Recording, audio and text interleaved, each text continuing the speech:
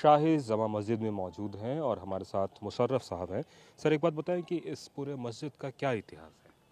देखिए, ये आप देख रहे होंगे, आपने देखा भी है, पूरी जो जामा मस्जिद है हमारी, ये बहुत ही तारीख़ी यानी ऐतिहासिक जामा मस्जिद है, जो कि हिंदुस्तान में चंद इमारतें हैं, उनमें से ये एक हमारी अलीगढ़ की शाही जामा मस्जिद कहलाती है। और जो मोहम्मद अली शाह जो यहाँ के बादशाह थे, उनके ज़माने में यहाँ कोल के नाम से हुआ करता था। जब अलीगढ़ नहीं होता, ये कोल कहते थे इसको। उस वक्त साबित खान यहाँ के गवर्नर थे। तो 1724 में उन्होंने इसकी संग बुनियाद खुद रखा था, साबित खान ने, जो गवर्नर थे उस वक्त के। और तकरीबन इसको 4 साल इसको बनने में लगे। 1728 में ये भव्य जो इमारत है, जो आप देख रहे हैं, शाहकार है, ये बन के तैयार हुई। और इसके लिए जो नक्शा नवीस बुलाए गए, वो ईरान से आए थे। और ईरान से वो नक्शा नवीस आए थे जिनके वंशजों ने ताजमहल का नक्शा बनाया था। वही वंशज आए थे और उन्होंने इसका ये नक्शा बनाया। और उसी से आप देख रहे हैं, सिमिलरिटी देखिए आप इसकी। गुम्बदें आपने बहुत सारी देखी होंगी। जो ऐतिहासिक हमारी जामा मस्जिद है दिल्ली की, उसकी भी इतनी खूबसूरत गुम्बद नहीं है जितनी ये ताजमहल के आकार में है। ताजमहल जैसा इसको आकार दिया गया है, बिल्कुल। और उन्हीं के खाना वंशज थे जिन्होंने बिल्कुल ताजमहल जैसा इसको नक्शा दिया, आकार दिया। और आप देख रहे हैं कि इतना भव्य और खूबसूरत ये नज़ारा देखने को अलग ही छटा होती है, क्योंकि यहाँ जो नमाजी हैं वो तो आते ही हैं पूरे अलीगढ़ शहर के। उसके अलावा दूर दराज से लोग इसको देखने के लिए भी आते हैं कि ये शाहकार मस्जिद है। जो ताजमहल नहीं जा पाते गरीब लोग, वो हमारी जामा मस्जिद को देख के ही उसकी अनुभूति कर लेते हैं। कहते हैं काफ़ी सोना भी है इसमें। जी जी, सोना दरअसल उस समय ये था कि गरीब जनता थी, राजा लोग मालदार हुआ करते थे।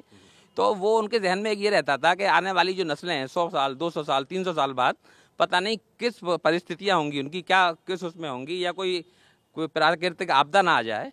तो इस कारण वो उसमें जो गुम्बदें बनाते थे, तो पीतल की भी बना सकते थे, लेकिन वो उसमें सोना लगाते थे। सोना इसलिए लगाते थे कि कभी ये कोई प्राकृतिक आपदा आ जाए, भूकंप आ जाए, या कभी खुद ही वो इमारत जर्जर होकर गिर जाए, तो उसको दोबारा से तामीर किया जा सके। इसके लिए ये सोना लगाया जाता है, इसका और कोई उद्देश्य नहीं है। कहते हैं कि हिंदुस्तान में सबसे ऐसी अकेली मस्जिद है जिसमें इतना ज़्यादा जो है सोने के साथ इसको बनाया गया है। हिंदुस्तान में ही नहीं, पूरी एशिया में ये अकेली जामा मस्जिद है जिसमें 6 कुंटल सोना लगाया हुआ है, और वो भी 23 कैरेट का सोना लगा हुआ है। और इसके अंदर ये नहीं है, पत्थर नहीं चढ़ाए गए, पत्थर नहीं है, ये ठोस गुम्बदें हैं सोने की, और इसको लगाया गया है। जो ताजमहल की आपने बात की, तो उसी स्टाइल में बना हुआ है, उसी तरीके से मीनारे वगैरह भी उसी तरीके से, रंग रोगन भी उसी तरीके से दिख रहा है।